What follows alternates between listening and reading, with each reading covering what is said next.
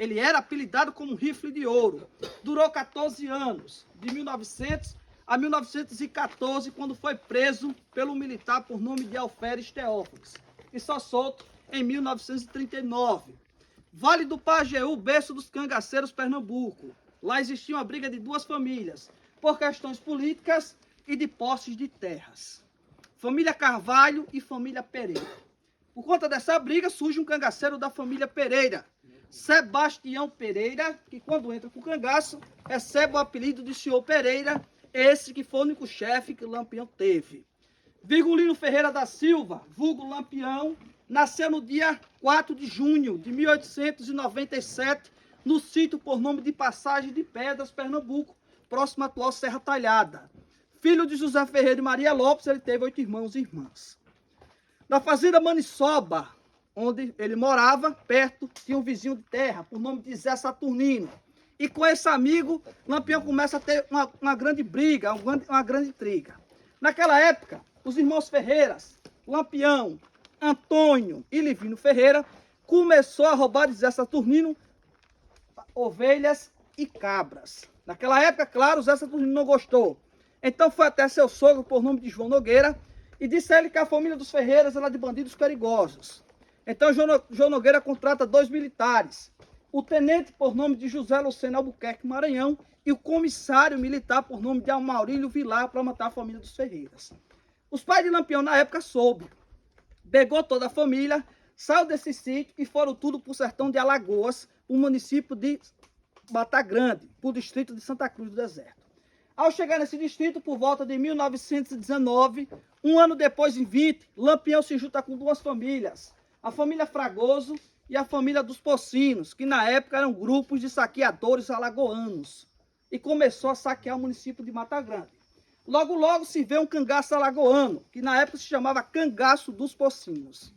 Não demorou muito tempo, Lampião saiu desse bando, porque não concordava com alguns crimes que eles faziam.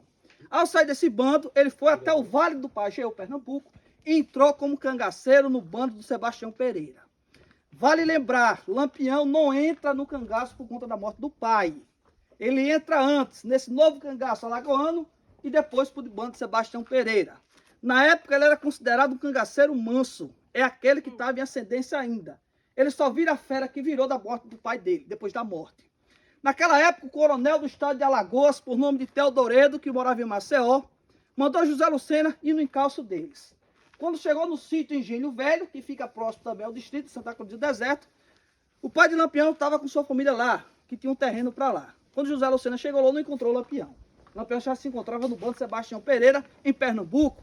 Então, por ordem de José Lucena, os policiais foram e mataram o pai de Lampião, numa manhã chuvosa, a facadas, no dia 18 de maio de 1921. Quando Lampião soube da morte de seu pai, acendeu ainda o ódio contra a volante, do qual ele chamava de macacos. O pai de Lampião não tinha problema nenhum com a polícia, ele só pagou pelos filhos que tinha.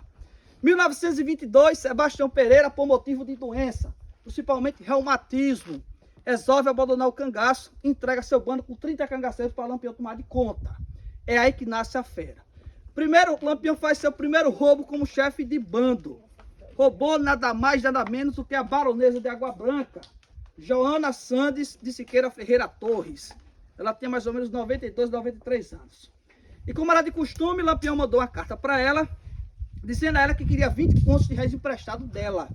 Ela mandou outro recado para o Lampião, dizendo a ele que o dinheiro que ele tinha mandado pedir, ela ia comprar de bala, descontar na cabeça e no couro dele.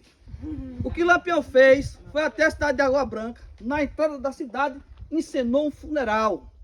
Pegou rede de pano, de balanço de pano, encheu de armas, que nem fosse corpos, e saiu junto com os cangaceiros pendurados nos ombros, encenando funeral e cantando músicas fúnebres. Passou na delegacia de Água Branca, rendeu o delegado e o guarda e foi na casa da baronesa. Chegou lá, roubou ela, não matou, roubou ela joias e dinheiro. Terminando o roubo, Lampião pegou ela e saiu humilhando ela de mãos dadas, desfilando pelas ruas de Água Branca. Esse fato ficou marcado, além de desmoralizar uma baronesa, começou a ser publicado no Diário de Pernambuco, que era o melhor diário jornalístico da época. Era aí que a fama dele começava a crescer. 1926, vinha pelo Brasil e a caminho do Nordeste, principalmente por Ceará Juazeiro, a Coluna Prestes, que era um movimento tenentista fundado por Luiz Carlos Prestes, que naquela época tinha como objetivo acabar com algumas diretrizes do governo então presidente Arthur Bernardes. Preocupado e com medo, Arthur Bernardes mandou a ordem que cada estado do Nordeste criasse batalhões militares para enfrentar a Coluna Prestes. No estado do Ceará, de Juazeiro, ficou responsável o Dr. Floro Bartolomeu da Costa, que naquela época era assessor do padre Cícero, deputado federal e médico, e grande amigo de Arthur Bernardes. Ele criou os batalhões patrióticos paramilitar. Então, Floro manda uma carta, se passando para o padre Cícero, para Lampião dizer a ele que fosse até lá que queria conversar com ele. Lampião, então, chegou lá em Juazeiro no mês de março, no dia 6 de março, para o encontro com o padre Cícero. Só que naquela época, Floro não estava lá, estava se encontrando no Rio de Janeiro, tratando de uma doença onde ficou por lá mesmo e morreu. Antes de Lampião chegar em Juazeiro, o secretário do padre Cícero, Benjamin Abrão Boto, que mais na frente viria a ser o fotógrafo Lampião, foi até o agrônomo federal, que morava em Juazeiro, por nome de Pedro Albuquerque Uchoa, e mandou ele forjar uma patente de capitão para dar Lampião para enfrentar a Coluna Prestes. Ele fez essa patente falsa. Quando o Lampião chegou lá, ele disse: olha, nós mandamos chamar você aqui para você enfrentar a Coluna Prestes. Vamos dar essa patente de capitão e as armas legalizadas federais que Arthur Bernardes tinha mandado. Naquela época era fuzil Mauser de Ferrolho, ano 1908. Lampião aceitou, porque eles queriam enfrentar a Coluna Prestes. Naquela época a Coluna Prestes vinha cheia de hereges. E a caminho de Juazeiro para derrubar o padre velho e submeter a humilhações, que era o padre Cícero. Lampião aceitou, então chegar lá, eles trocaram o chapéu de couro pelo chapéu de engenheiro, chamado de um funilzão grande. Então, Lampião saiu a combate a Coluna Prestes junto com o batalhão patriótico. Só que Lampião nunca combateu a Coluna Prestes. Teve só um famoso arranca-rabo na fazenda Cipó, perto do Pajeú, Pernambuco. Quando Lampião avistou a Coluna Prestes, pensando que era a polícia, gritou: aguenta o tiro aí, macaco. A coluna replica: nós não somos macacos, nós somos revoltosos. Ele viu que não era a polícia, ele acabou voltando para o cangaço, com as armas legalizadas federais dadas por Arthur Bernardes e com a patente de capitão falsa. Saindo de Juazeiro, se caminharam para Mossoró, no Rio Grande do Norte. Lá quebraram a cara, foram recebidos a balas. Perdeu 2 cangaceiros, o primeiro Gato e Jararaca, que foi enterrado vivo. Até hoje existe em Mossoró, no mês de junho, uma peça teatral por nome de Chuvas de Bala no País de Mossoró, que é referente a esse acontecimento. E Jararaca hoje é tido como marco do Apodi. 1930, na fazenda Malhada da Caiçara, atual cidade de Paulo Afonso, na Bahia. Ele conhece a famosa Maria de Ideia, a Maria Bonita. Ela tinha 18 anos quando eles se conheceram. Ela já vinha de um relacionamento com o Zé de Nenê, do qual era mulherengo, beberrão estéril. Ela acabou deixando ele. E conhece Lampião. Vale lembrar que Maria Bonita entra para o cangaço por vontade própria. Ao entrar, entram mais 70 mulheres. É que começa altos e baixos no movimento do cangaço, porque houve muita briga e também muita gestação. Teve 2 traições, 3. Cangaceira Lídia, Cristina de Português e Lili traíram seus namorados cangaceiros e foram penalizadas por mortes. 1934, Lampião, em 1934, ajuda ao governador interventor federal de Sergipe, Heronilson de Carvalho, a se eleger como deputado federal. Como? Picando as estradas e dando surra nos eleitores que votavam contra Heronildes. 1937 em diante, a ditadura Vargas. Então Getúlio Vargas, naquela época, o país que era agrário sairia, quintava o que era urbano. Naquela época, Getúlio Vargas veio sofrendo pressão política, principalmente dos políticos nordestinos. O que ele faz? Mobiliza a volante federativa, envia armas de guerra como Hotchkiss, Bergmas, Royal e fuzil Mauser de Ferrolho, ano 1908, e acaba com a jurisdição interestadual militar. É que Lampião vai se ferrar. E naquela época, a polícia alagoana, comandada pelo coronel Teodoredo e José Lucena, vinha investigando o Lampião pelos Correios. E naquela época, a polícia teve acesso a uma cópia de um telegrama que eles conseguiram desviar dos Correios de Piranhas para Santana do Ipanema. E dizia bem assim: garrote no pasto, fazendo angicos, vaqueiro, peito de canto, cabeça do garrota de vocês, cúmplice.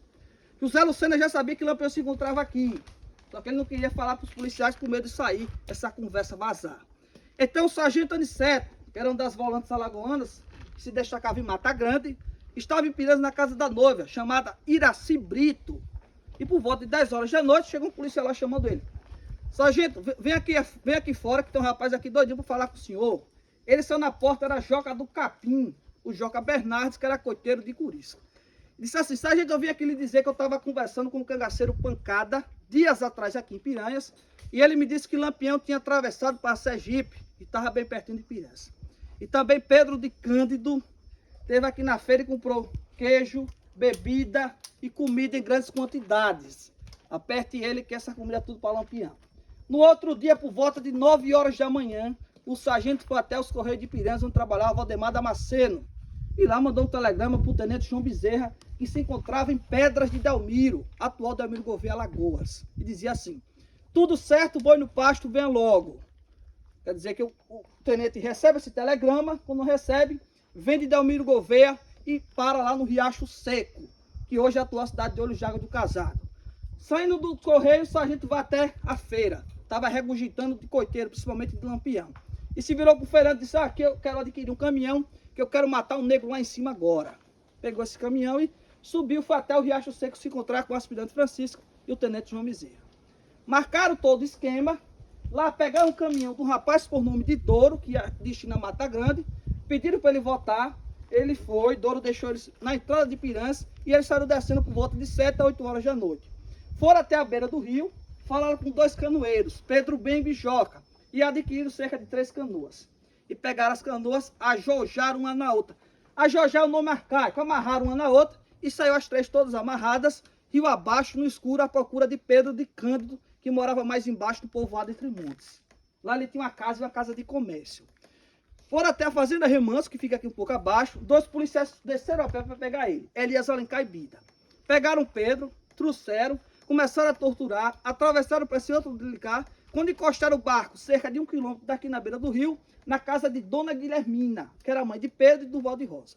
Bateram na porta da casa da Dona Guilhermina, ela não estava em casa. Quem estava era seu irmão Durval de Rosa, que tinha 17 anos. Ao bater na porta, Durval, pensando que eram os cangaceiros, disse: aqui já não tem mais bebida. A bebida que tinha vocês já levaram. Então, quando ele foi abrir a porta, deu de cara com a polícia e se assustou. Ao se assustar, seu irmão Pedro vinha sob tortura, disse: Durval, não adianta mais nada. Ele já sabe onde está Lampião. Pegaram Durval e subiram até o restaurante Angicos.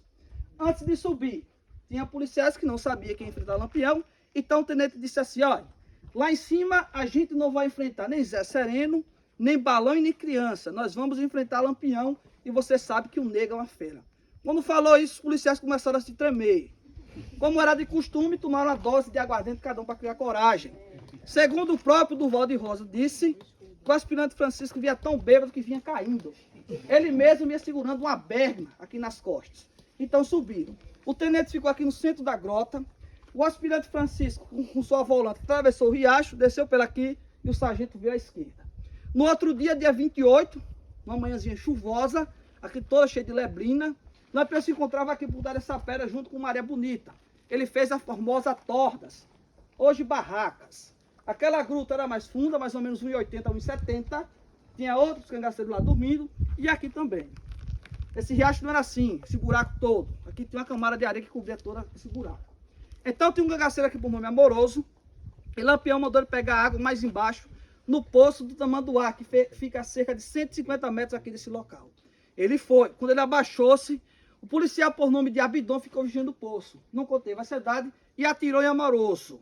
Só que não matou, pegou na cartucheira. Ele caiu e se fingiu de morto. O Lampião, que já estava acordado mais ou menos aqui nessa área, ao escutar o barulho, ele se levantou e foi surpreendido por balas vindo dessa direção. A menos de 8 metros, em ordem decrescente, a 38 graus. O primeiro tiro de Lampião, certeiro, que matou ele, pegou na região umbilical do lado esquerdo. Ele morreu pelo Sebastião Vieira Sandes, o santo, que era neto e sobrinho da baronesa de Água Branca, Joana Sandes. Morreu com um tiro na região umbilical por um fuzil Mauser de ferrolho, ano 1908. Pegou no punhal e também pegou na cartucheira. As vísceras começaram a sair, ele morreu na hora. Depois de morto, o Lampião ainda leva 2 tiros, um aqui na têmpora e outro aqui na nuca. Maria Bonita leva 2 tiros. Ela cai no chão, não morre. Na hora, Panta de Godói vai e corta a cabeça dela, ela ainda viva. O massacre durou de 15 a 20 minutos. Adriano Pedro de Souza, que essa cruz aqui, é que foi de um policial que morreu aqui. Só que ele morreu a mando do próprio tenente João Bezerra da Silva. Há duas hipóteses. Segundo os falam, ele tinha a mesma paixão da mesma mulher de tenente João Bezerra. E outros falam que também foi por questão de fogo amigo. Tá certo? 25 cangaceiros fugiram subindo aqui o riacho, olha. Porque o sargento que deveria fechar o cerco aqui descendo, se perde pela fazenda que ficou livre. Muitos acreditam que o sargento Aniceto era desprovido de coragem. Inventou essa conversa, tinha se perdido e voltou para trás comigo. Os que fugiram aqui se entregaram ao volante da Bahia, depois receberam a anistia de Getúlio Vargas. Ficaram presos, depois foram soltos. Alguns viraram até servidores públicos. As cabeças foram cortadas aqui e ficaram só os corpos.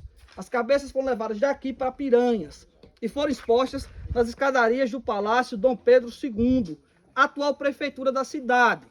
De lá desceu no funeral macabro rumo a Maceió. Passou em Santana do Ipanema, essas cabeças foram expostas na calçada da igreja. Alguns curiosos jogavam até sal para salgar essas cabeças podres. Depois desceu, ficou em frente ao quartel militar de Maceió e depois foi para o hospital da cidade, o Santa Casa da Misericórdia. 9 cabeças dos outros cangaceiros foram enterradas em Maceió. Hoje está no cemitério do Cajô da Piedade. Já de Maria Bonita e Lampião, o governo ainda gastou cerca de 3 contos de réis. E saiu lá de Maceió e foi para Salvador, para o Instituto Médico Legal Nina Rodrigues. Só saíram de lá em 69, pela ordem judicial e também pela liberação do governador da época, Luiz Viana Filho. E foram enterradas lá mesmo em Salvador, no cemitério Quinta dos Lázaros, no dia 6 de fevereiro. Lampião morreu com 40 anos, Maria Bonita com 27. Ela teve 4 gestações, 3 abortos espontâneos e teve uma filha no dia 13 de setembro de 1932, no Riacho da Curituba. Esse riacho hoje fica em frente à cidade de Canindé de São Francisco. Ela foi entregue a um casal de fazendeiros, Dona Aurora e seu Severo, com 1 mês e 15 dias. Segundo o Lampião, o choro de uma criança era mais alto que o chocalho de uma vaca. Então essas crianças eram entregues para políticos, policiais, coronéis e fazendeiros. A Experdita hoje é viva, tem 91 anos e mora em Aracaju. Em 2002, ela conseguiu na justiça, pelos direitos humanos, de retirar os crânios do pai dela de Salvador e trazer para Aracaju, onde mora. Hoje, esses crânios se encontram na USP, em São Paulo, e eles pretendem trazer para Aracaju para fazer um memorial. Todo ano, dia 28 de julho, tem 2 missas campais aqui neste local e reúne vários curiosos de todo o mundo. Aliás, a neta de Lampião e Maria Bonita, a Vera Ferreira, todo ano ela comparece nessa missa. O cangaço acaba em 40, no dia 25 de maio, com a morte de Curisco. Curisco pertencia aos franqueados de Lampião. Lampião tinha franquias. Na época que ele morreu, ao todo ele tinha 68 cangaceiros. Aqui só tinha 36, o resto estava tudo espalhado. Curisco se encontrava no município de Pão de Açúcar. 8 dias depois do massacre, ele foi se encontrar com o seu goteiro Joga Bernardes em Piranhas. E quando chegou em Piranhas junto com o Dadá, sua mulher, seu grupo diz: Dadá, Joga Bernardes está muito desconfiado, esse negro sabe de alguma coisa. Quando ele começou a impressar Joga Bernardes, para não assumir o erro e não ser morto Curisco, incrimina a família de Domingos Ventura, que morava na Fazenda Patos. Curisco, que entregou o Lampião a volante, foi Domingos Ventura, que mora na Fazenda Patos.